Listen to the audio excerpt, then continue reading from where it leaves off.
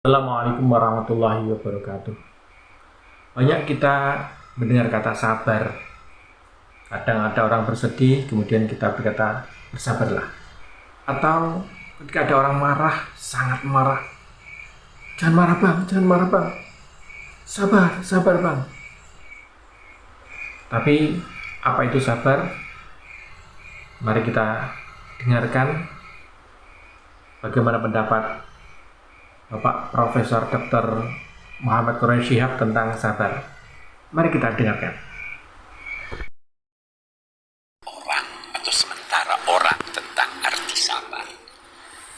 Sabar itu ada yang katakan nerimo, ya, nerima aja, pasrah. Sebenarnya bukan itu sabar. Mari kita lihat dulu. Kalau dalam kamus bahasa Indonesia dikatakan sabar itu antara lain tidak tergesa-gesa. Itu diartikan tidak tergesa-gesa, tidak tergesa-gesa marah, ya, tidak tergesa-gesa bertindak. Saya kira memang itu tabah, itu juga diartikan. Itu benar.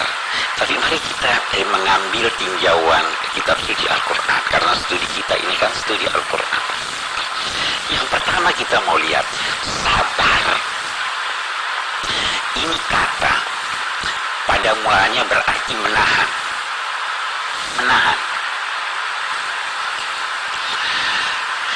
Kemudian berkembang makna-maknanya. Sehingga dari akar kata sabar lahir makna gunung.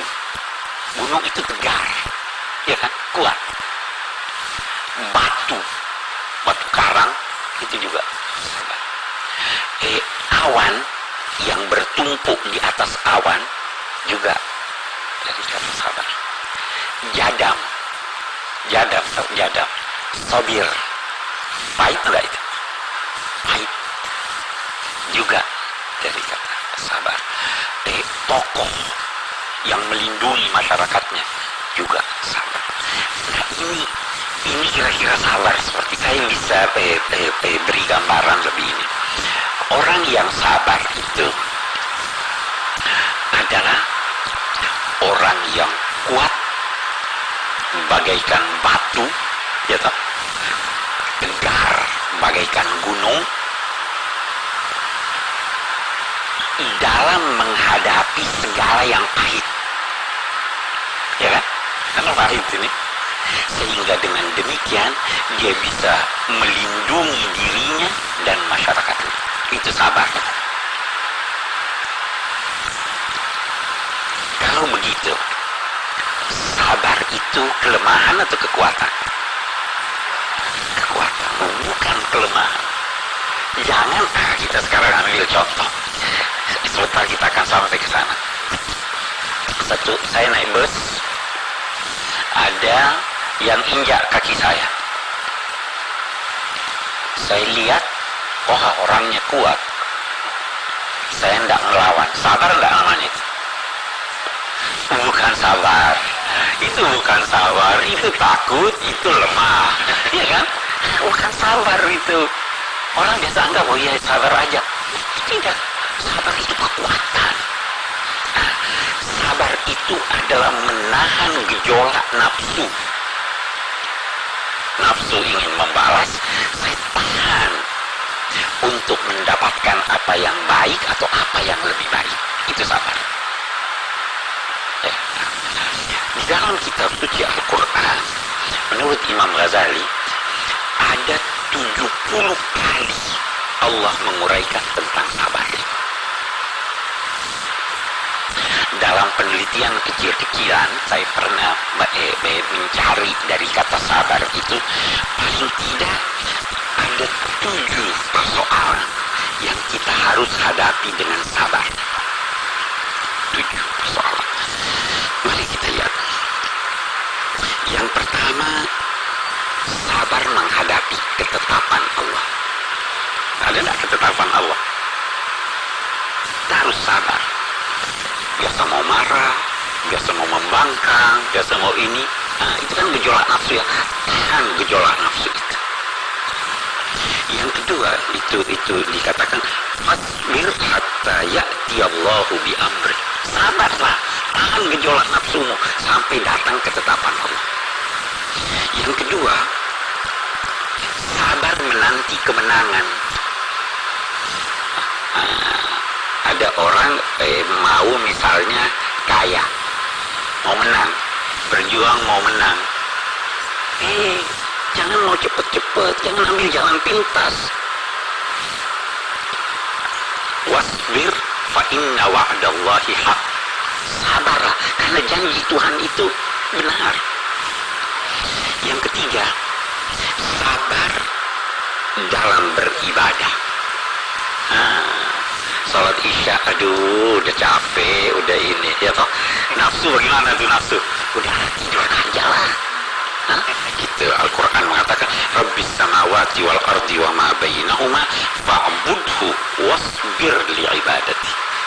Allah adalah pencipta langit dan bumi serta apa yang ada di antara keduanya, maka sembahlah dia. Wasbir li'ibadati, bersabarlah dalam beribadah kepada Allah. Ya kan, kita butuh sabar. Yang keempat, sabar dalam memberi nasihat, khususnya keluarga. Kita punya anak tidak sholat, udah sekali, enggak, 2 kali, udah suka-sukanya. Suami begitu ya, perlu dinasehati itu.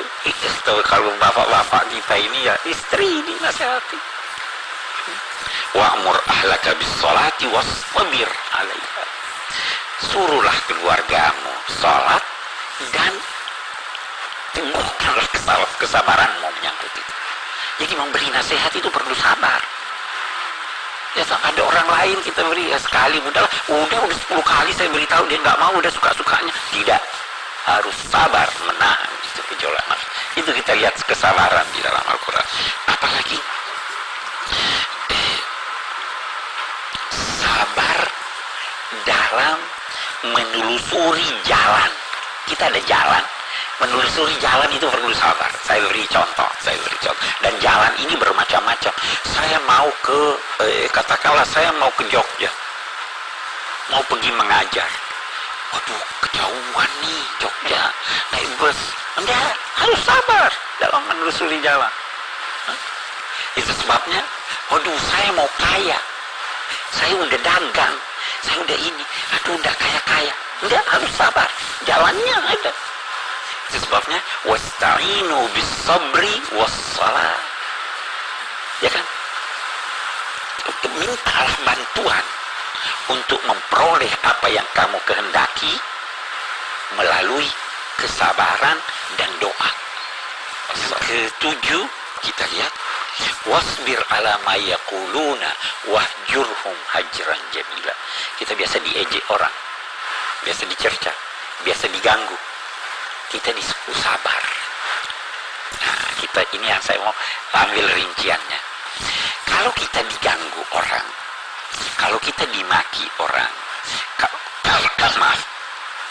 kalau kita dianiaya orang, keadaan kita itu tidak lepas dari 3. Yang pertama, saya mampu membalas, dia tidak mampu. Saya perlu sabar atau tidak? Saya perlu sabar. Jangan, tidak usah. Wasbir, orang maki saya bisa maki lebih keras lagi. Dia maki saya di depan 10 orang, saya bisa bicara di TV, maki dia, saya bisa menulis. Tidak. Menahan gejolak nafsu terhadap orang yang tidak mampu dan Anda mampu, itulah sabar yang paling tinggi kedudukannya. Ya, karena menahan gejolak nafsu. Nah, yang kedua, saya tidak mampu, dia mampu. Yang tadi saya beri contoh, dia maki saya mau maki dia, wah saya bisa-bisa dipecat dari jabatan. Ya kan? Bisa begitu. Itu bukan sabar namanya. Itu kelemahan namanya. Nah, yang ketiga, saya tidak mampu, dia juga tidak mampu. Nah, bagaimana? Boleh jadi dia itu memaki saya, melakukan satu perbuatan yang buruk terhadap saya, tetapi dia tidak sengaja. Bisa kan? Saya mau balas, saya tidak mampu. Bisa terjadi misalnya saya punya atasan melakukan satu kesalahan yang dia tidak sengaja. Saya mau balas, saya tidak mampu. Tapi dia mampu balas saya. Itu yang kedua tadi. Sekarang dia juga tidak mampu. Saya punya teman melakukan sesuatu yang buruk pada saya. Saya mau balas, saya nggak mampu. Dia mau balas saya tidak mampu. Nah, di sini kita harus lihat. Kalau seandainya itu dia tidak sengaja, maka saya tidak perpanjang persoalan. Itu juga bentuk sabar. Nah, tetapi kalau dia sengaja, maka di situ bisa saja kan kita jalan di jalan, ada orang melecehkan kita, lagi nyetir mobil dia ganggu kita.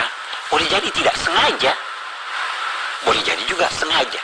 Nah, di sini kita harus lihat. Dalam banyak hal kita dianjurkan untuk menahan diri supaya selamat. Selamatnya apa? Bukan selamat dari gangguannya. Selamat lingkungan, selamat perjalanan selamat. Itu sebabnya di dalam Al-Quran ada dikatakan wa idza khatabahumul jahiluna qalu salama. Tanda ibadur rahman, tanda hamba-hamba Allah yang maha pengasih itu, salah satu tandanya adalah kalau dia disapa oleh orang-orang jahil, dia berkata apa? Salama, selamat tinggal, saya cari selamat, saya tidak mau kita bertengkar. Walaupun saya mampu, saya tidak mau kita bertengkar. Itu juga salah satu peringkat dari sabar.